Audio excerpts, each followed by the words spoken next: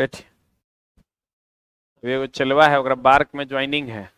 देखो मतलब कुछ कुछ इंस्टीट्यूशंस भी इतना गलत करता है। उसमें एक श्योरिटी बॉन्ड मंगवा रहा है। श्योरिटी बॉन्ड में है कि 5,17,000 रुपया अगर आप छोड़ देते हैं ट्रेनिंग के बाद, आपको पे करना होगा। इसकी श्योरिटी कोई गेजेटेड ऑफिसर क्यों देगा? इसकी श्योरिटी वो बंदा खुद देगा, या आप उससे एक चेक ले लीजिए, कैंसिल चेक ले लीजिए, उस पर केस करके वसूलते रहिए। तो नहीं, इसकी श्योरिटी कौन देगा? इसकी श्योरिटी देगा कोई गेजेटेड ऑफिसर। आप बताओ, कोई गेजेटेड ऑफिसर इतना बड़ा रिस्क लेना चाहेगा? 5 लाख का रिस्क क्यों लेगा? बेचारा का 60-70 हजार सैलरी रहता है। 5 लाख का रिस्क लेके ये मान लो अगर छोड़ देता है तो पैसा तो वो नहीं देगा, तो उससे लेगा। ये कौन करेगा? बेचारा गया, सबके पास, कोई नहीं किया। कोई बढ़िया डीएम रहेगा, एसडीएम रहेगा तो कर देगा, या कॉलेज का प्रिंसिपल रहेगा तो कर देगा। इन कॉलेजों का प्रिंसिपल जो है वो प्रभारी है, प्रिंसिपल नहीं है, प्रभार में है। वो कहता है हम नहीं करेंगे। वो जैसे देखता है 5 लाख की, कहता है ना ना ना, हमरा से नहीं होगा। डीएमओ साहब नहीं किए, एसडीएमओ नहीं किया। अब वो बच्चा क्या करेगा? बोला एगो डॉक्टर को जानते थे सर, उसको बोले कि कर दीजिए, तो वो बोला कि नहीं नहीं, इससे पहले वो किए थे, हम 2 लाख रुपए भरे हैं, हम नहीं करेंगे। जैसे लड़का तो उससे बढ़िया जॉब लग जाता है, वो छोड़ देता है, उसके बाद उसको पैसा वो भारी लगने लगता है। कोई भी छोड़ देगा, तो कोई भी छोड़ेगा तो उसको, या तो तुम ज्वाइन नहीं, उसका जो 5 लग गया कम बार्क का, वो कौन देगा? वो तुमको देना पड़ेगा। अब कोई कर नहीं रहा था, कल उसका ज्वाइनिंग है। कल नहीं नहीं, कोई करवे नहीं किया। हम एक तब एगो मेरा दोस्त है, उसको बोले कि हम देंगे तेरा 5 लाख, अगर ये गड़बड़ा जाएगा तो। बोलता 5 लाख का तुम अपना चेक भेज दो, कर देंगे। तब कर दिया। कहते भेजे हैं, करिए देगा। वो तो ऐसे मजाक से बोला कि 5 लाख का चेक भेज दो। लेकिन अब बताओ तो, वो अगर हमने करवा देते तो कल तक मामला अगर फंस जाता। वो मानने के लिए तैयार नहीं है। हम फोन भी किए बार्क में, बोला नहीं सर, वो लगेगा ही लगेगा। ओबीसी आप 10 दिन लेट से जमा करो, कोई दिक्कत नहीं है, वो सर्टिफिकेट आपको देना ही देना है। एकदम बॉन्ड पेपर है, सरकारी बॉन्ड पेपर। वो देख के ही कोई हड़क जाएगा। तो लगता है मान लो ये भाग जाए, और लड़का तो क्या है, उससे बढ़िया जॉब मिला, छोड़ेगा ही छोड़ेगा। तो छोड़ेगा तो 5 लाख देगा। अब वो देगा कि नहीं देगा, लेकिन हमको देना पड़ जाएगा। अभी जैसे उसकी मदद नहीं करते तो ये भी नहीं देखल जाएगा कि साला एगो बॉन्ड सिग्नेचर करने का जॉब नहीं लगे। कोई बात नहीं, जाएगा तो हमरे न जाएगा ना। चलो, लोग छोड़ देता है, जैसे छोड़ता है बच्चा, 3 साल कम से कम जॉब करना ट्रेनिंग के बाद। आ जाइए, चलिए हम लोग शुरू करते हैं इंजीनियरिंग ड्राइंग की कक्षा, जिसमें हम आपको कुछ कुछ इंस्ट्रूमेंट से मुखातिब करवाते हैं। जिसमें ये पहला इंस्ट्रूमेंट है आपका ड्राइंग सीट। Drawing sheet.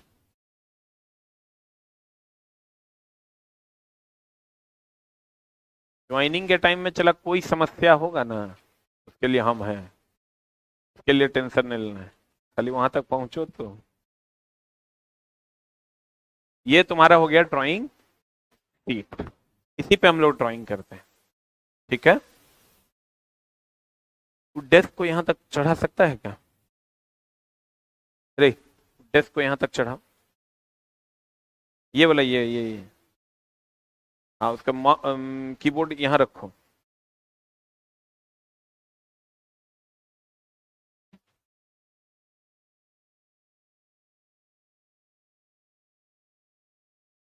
यहाँ यहाँ चढ़ाओ।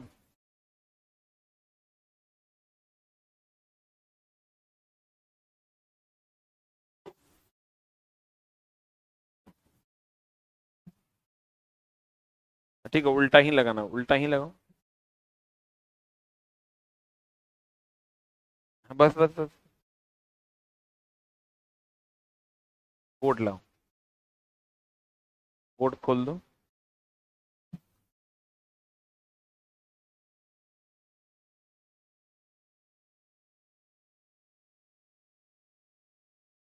ये है ड्राइंग बोर्ड, हम उल्टा लगाए हैं तुम्हारे तरफ तक, तुम्ही को समझना है, हमको समझना नहीं।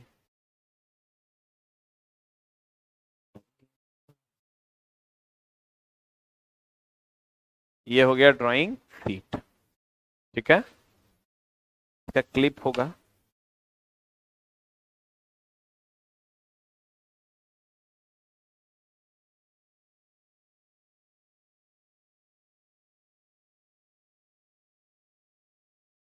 देखो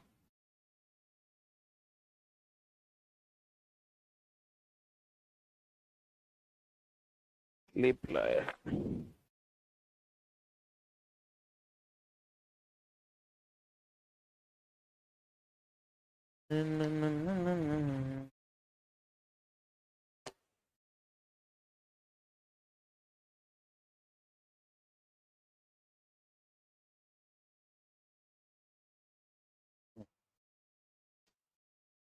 देखो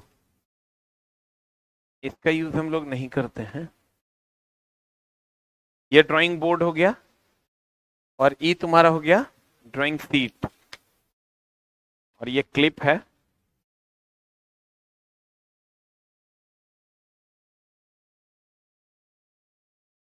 जिसको हमको लगा देना है। ये तो ऐसे रहेगा तो ड्राइंग करने में दिक्कत ना होगा। इसको हम लोग क्या करते हैं, इस क्लिप को लगा देते हैं।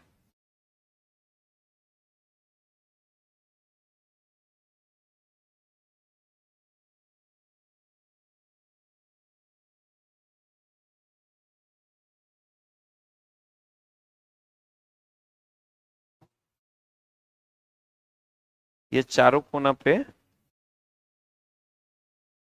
4 गो क्लिप हम लोग लगा देते हैं।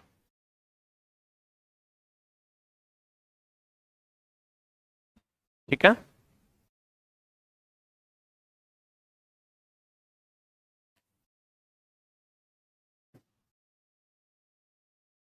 हो गया। उधर से हमको रहना चाहिए था, तुमको दिखे इसलिए हम इधर है, ठीक है ना। उधर वाला साइड ऊंचा रहता है, इधर वाला साइड नीचा रहता है। अब मामला क्या है, इसको कहते हैं ड्राफ्टर। हम लोग कॉलेज में लेके जो है ना घुमा करते थे, इंजीनियर ई लटका लिया। हाँ, तुम लोग का डिग्री लटकल है, इसलिए तुम लोग को इससे विशेष मतलब नहीं है।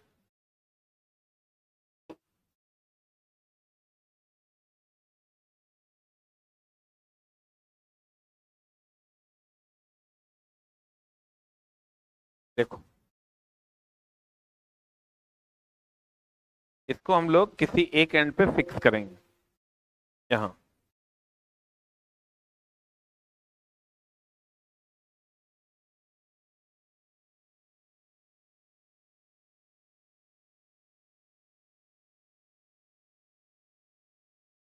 ये इसको कर दिए फिक्स। बहुत जल्द चला आईटीआई वालों के लिए हम लैब सेटअप कर रहे हैं, फुल लैब, हर चीज का थ्योरी भी पढ़ाएंगे और प्रैक्टिकल भी साथ में होगा। पेंसिलवा है कि नहीं?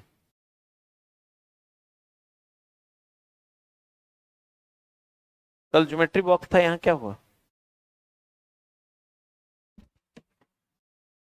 है? गिर रहा है भाई। देखो लाओ, ये डिजिटल कैलकुलेटर है, चला हम लोग को अलाउड था जब आप वहां जाते हैं। हाँ, ये अलाउड था, इसको लेने की जरूरत नहीं थी, ले लिया तो यूज होगा यहीं पे। ये है साइंटिफिक कैलकुलेटर। साला पहली बार जब हम खरीदे थे ना, 800 टका दाम था शायद इसका, बड़ा महंगा लगा था हमको। इसमें सब कुछ है, एक्स स्क्वायर निकालना है, रूट निकालना है, डिफरेंशिएशन निकालना है, इंटीग्रेशन निकालना है, ए टू जेड कैलकुलेशन आप कर सकते हैं। इंजीनियरिंग कॉलेज में ये अलाउड रहता है एग्जाम में, यहाँ अगर अलाउ हो जाए तो मजा आ जाएगा ना। इंजीनियरिंग कॉलेज में ये अलाउड होता है। अब मामला क्या है दोस्त मेरे, आई इसमें आप हर वो फंक्शन, सब चीज देखो इधर, माइक्रो, जिगा, मेगा, इस सब का वैल्यू भी दिया हुआ रहता है। इसलिए इंजीनियरिंग कॉलेज में ये कहा जाता है कि आप कॉन्सेप्चुअली स्ट्रांग हैं, कैलकुलेशन आप कैलकुलेटर से कर लीजिए। इसको कहते हैं ड्राफ्टर। क्या कहते हैं इसको? ड्राफ्टर। ये हो गया ड्राइंग बोर्ड, ये ड्राइंग बोर्ड हो गया, ये क्लिप हो गया, ड्राइंग सीट हो गया। ड्राइंग चला बिना हमसे पढ़े समझ में नहीं आएगा। हम जुगाड़ ऐसा ऐसा बनाए हुए हैं ना, इसका 2018 में बनाए थे। अभी प्रोजेक्शन और व्यूज, कोई माइक अल्लाह अगर ऑब्जेक्टिव बच्चा से बनवा दे, लेकिन हम और जुगाड़ है। ये वो जुगाड़ बताएंगे ना, ये वो बनाएंगे लकड़ी का, और उससे बहुत आसानी से तुमको प्रोजेक्शन समझा देंगे। आप देखो, जैसे सब इंस्ट्रूमेंट का अलग अलग यूज है। यह इसको कहते हैं फ्रेंच कर्व। क्या कहते हैं इसको? फ्रेंच कर्व कहते हैं।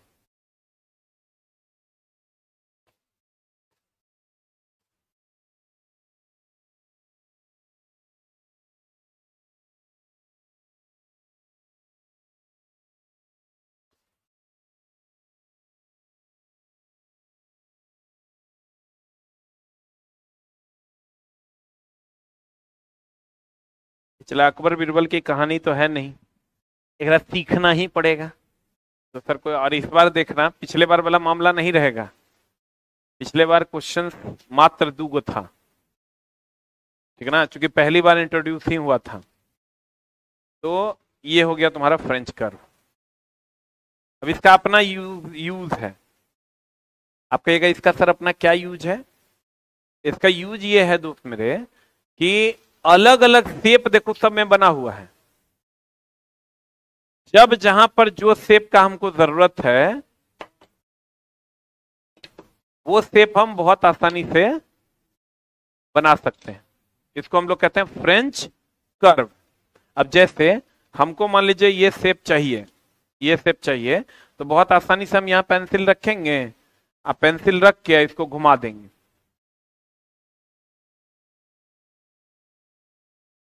बन जाएगा।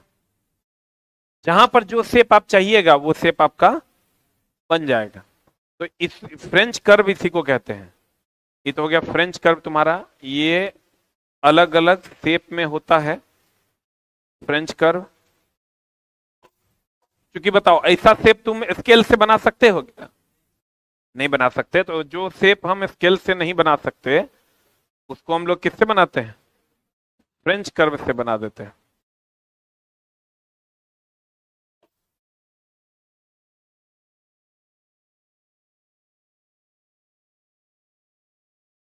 जैसे ये एक फ्रेंच कर्व है, इसको हम बहुत आसानी से कहीं पर एक फिक्स करेंगे, और फिक्स करके आप पेंसिल को घुमा देंगे।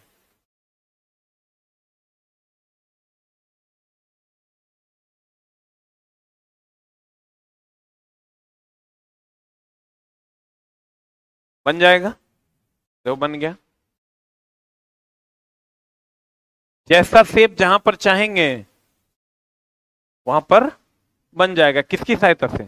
फ्रेंच कर्व की सहायता से। और ड्राफ्टर का आप कहिएगा क्या यूज है? ये जो हम लोग ड्राफ्टर यूज कर रहे हैं, इसका यूज क्या है? What is the use of drafter? ना, देखो, इसमें इसका यूज ये है कि इसको हम किसी भी डायरेक्शन में घुमा सकते हैं। ठीक है, जैसे मान लो इसको हम यहां लेके आए, यहां, तो देखो ऐसे सीधी लाइन भी खींच सकते हैं, ऐसे कर देंगे, ऐसे कर देंगे तो हॉरिजॉन्टल लाइन खींच सकते हैं, इसको फिक्स भी कर सकते हैं, यहां से इसको टाइट कर देंगे, अभी हिलेगा नहीं, अब ये हिलेगा नहीं। हमको अगर इसको हिलाना है तो इसको लूज करेंगे, अब ये हिलेगा। इससे हॉरिजेंटल लाइन भी खींच सकते हैं, वर्टिकल लाइन भी खींच सकते हैं, 90 डिग्री लाइन भी खींच सकते हैं। 90 डिग्री लाइन खींचना होगा तो बहुत आसानी से हम ऐसे करेंगे, या 90 डिग्री पर।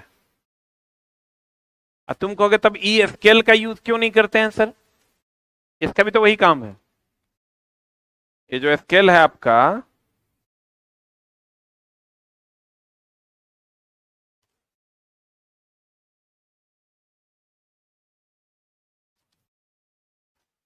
इसका भी काम तो यही ना है, बोलो, इसका भी काम तो यही है इसका काम क्या है, इसको इससे भी हम लोग एक लाइन खींच सकते हैं, ऐसे ऐसे भी खींच सकते हैं, हॉरिजॉन्टल वर्टिकल दोनों खींच सकते हैं, बोलो ना रे। लेकिन दोस्त मेरे ये दोनों में डिफरेंस क्या है, इसको बार बार एडजस्ट करना होगा। इसको एक बार यहां फिक्स कर दिए, और ये फिक्स भी नहीं होता है, ये फिक्स भी नहीं होता है। आप यहां खींच रहे हैं तो ये हील डोल करेगा, हिलेगा डोलेगा।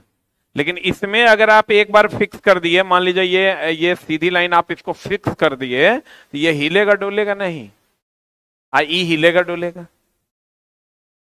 बोलो। इसको आप हिला, ये ऐसे खींचेगा तो जरा सा अगर हाथ आपका हिला, ये भी हिलेगा डोलेगा। इससे एक साथ 90 डिग्री का कोण इसे खींच सकते हैं क्या? एगो लाइन आपको ऐसे खींचना होगा, एगो लाइन फिर आपको इसे खींचना होगा, वो भी एंगल मिलाना पड़ेगा, सीधा है कि नहीं, 90 डिग्री है कि नहीं। इसमें फिक्स है, जहां पर ये जो ड्राफ्टर है, इसमें मिनी ड्राफ्टर इसको बोलते हैं, यहां पर फिक्स है क्या, इसे कर दिया मतलब ये एंगल 90 डिग्री होबे करेगा, बोलो। लेकिन इससे हम लोग अलग अलग कोण नहीं खींच सकते, तो अलग अलग एंगल खींचने के लिए हम लोग अलग अलग इंस्ट्रूमेंट का प्रयोग करते हैं।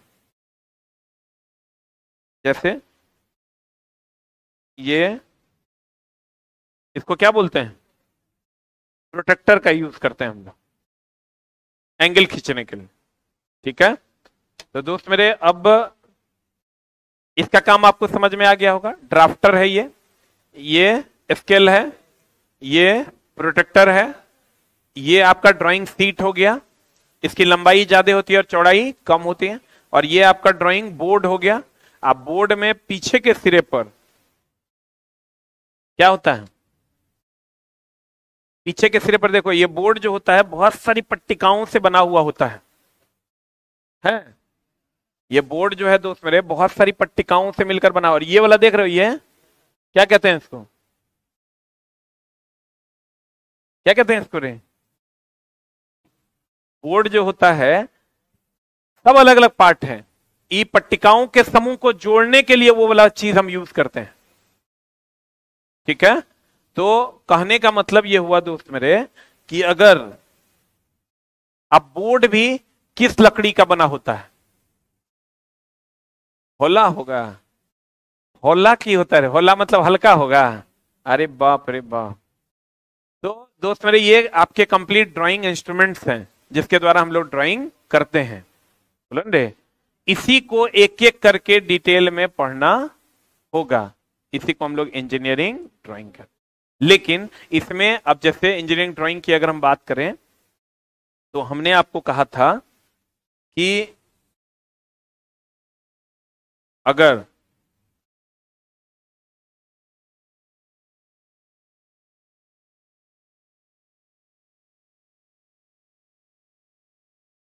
अगर अगर अगर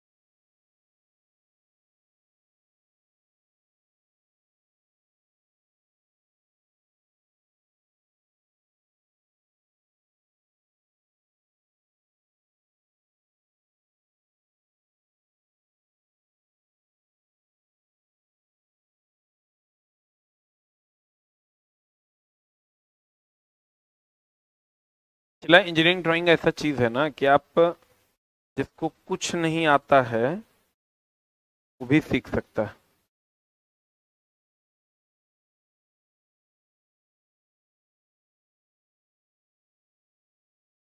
इसको ऑफलाइन ग्रुप में भेजो,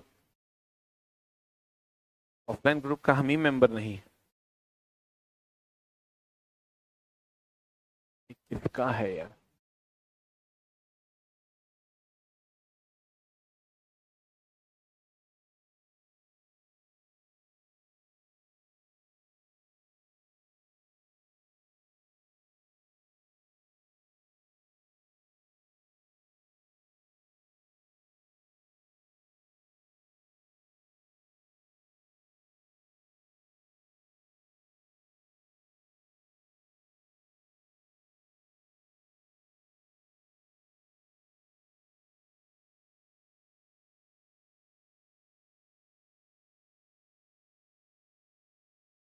और इतना आता है हमको।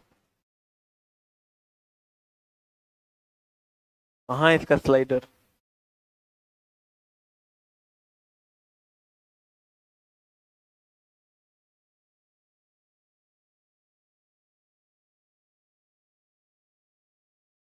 देखो, हमने कहा आपको कि ये अगर ड्राइंग है, ये ड्राइंग है, तो आप देखिए जितना आपको सीधा लाइन दिख रहा है ना, जितना आपको सीधा लाइन दिख रहा है, इस सब ड्राफ्टर की मदद से हम ड्रॉ कर सकते हैं।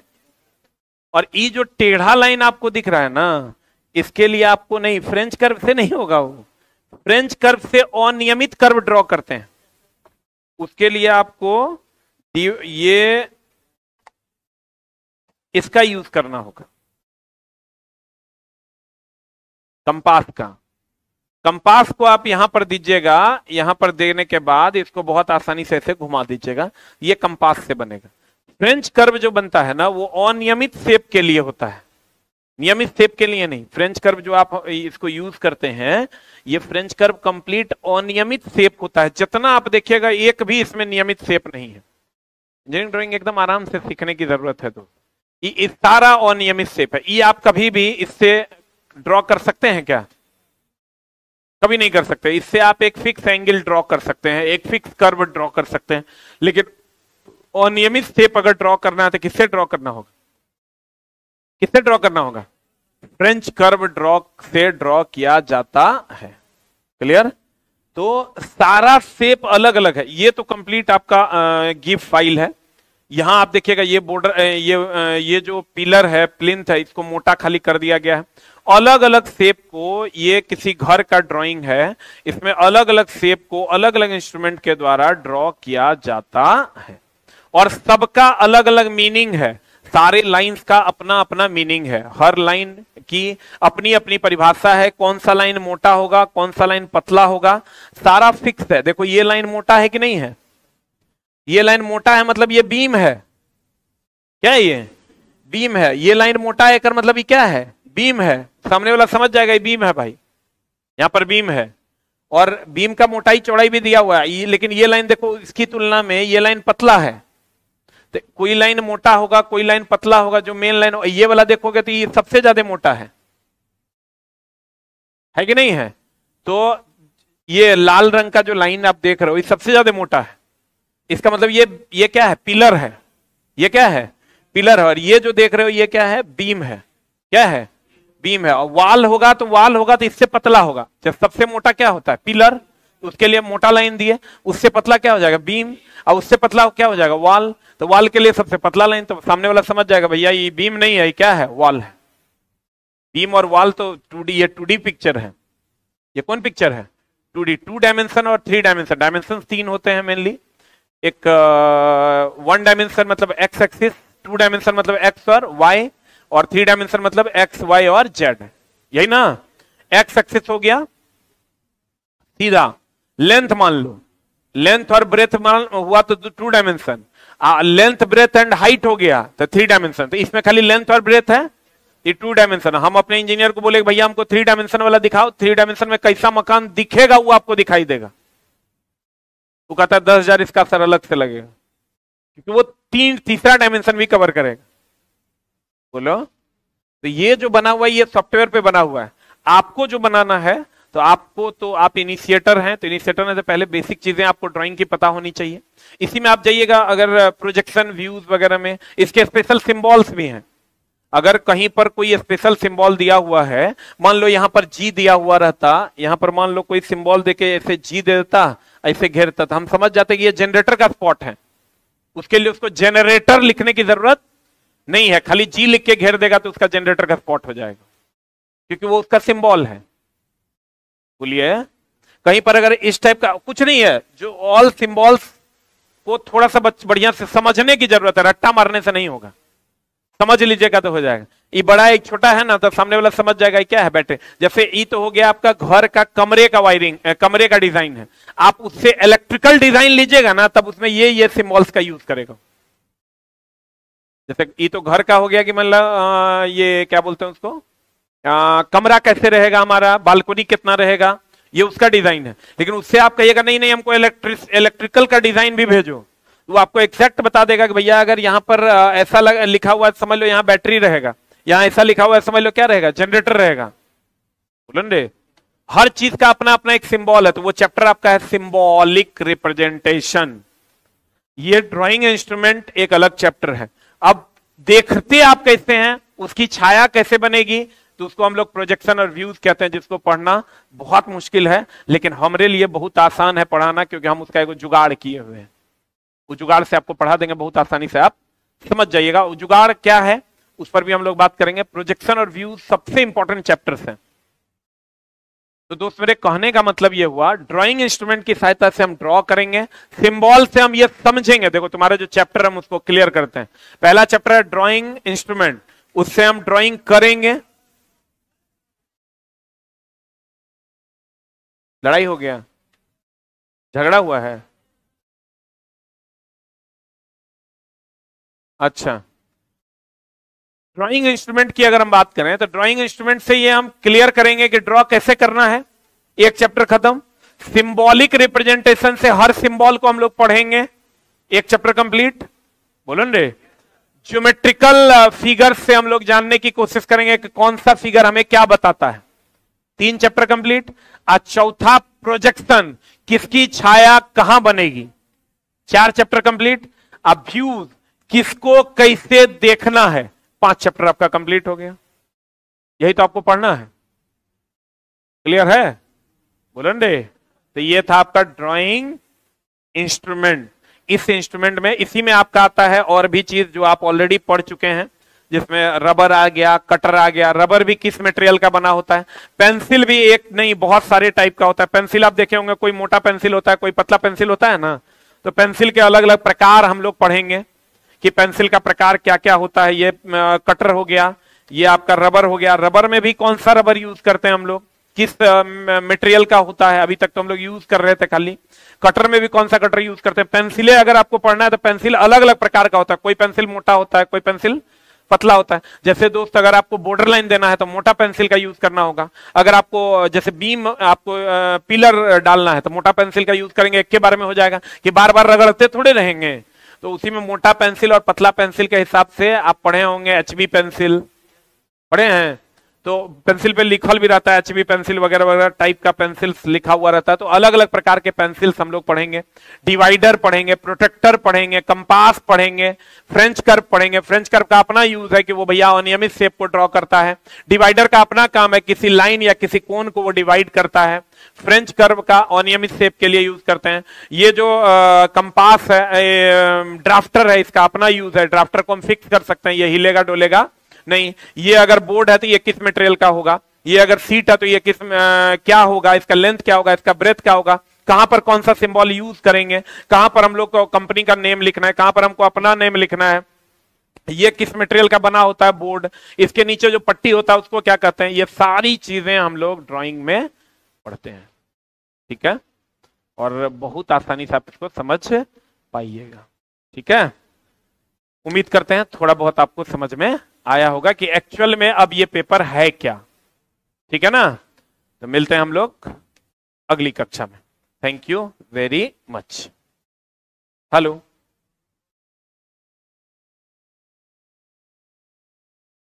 साउंड, साउंड तो है। Hello,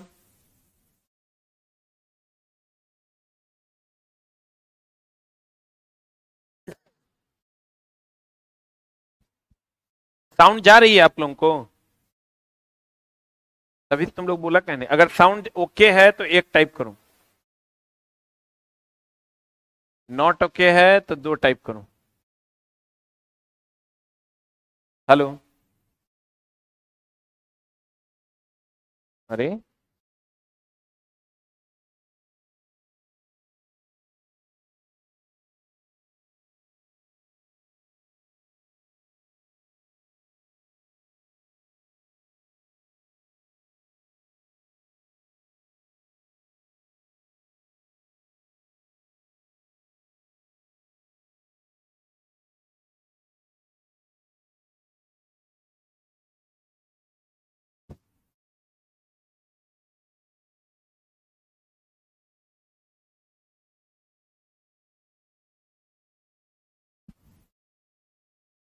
thank you very much.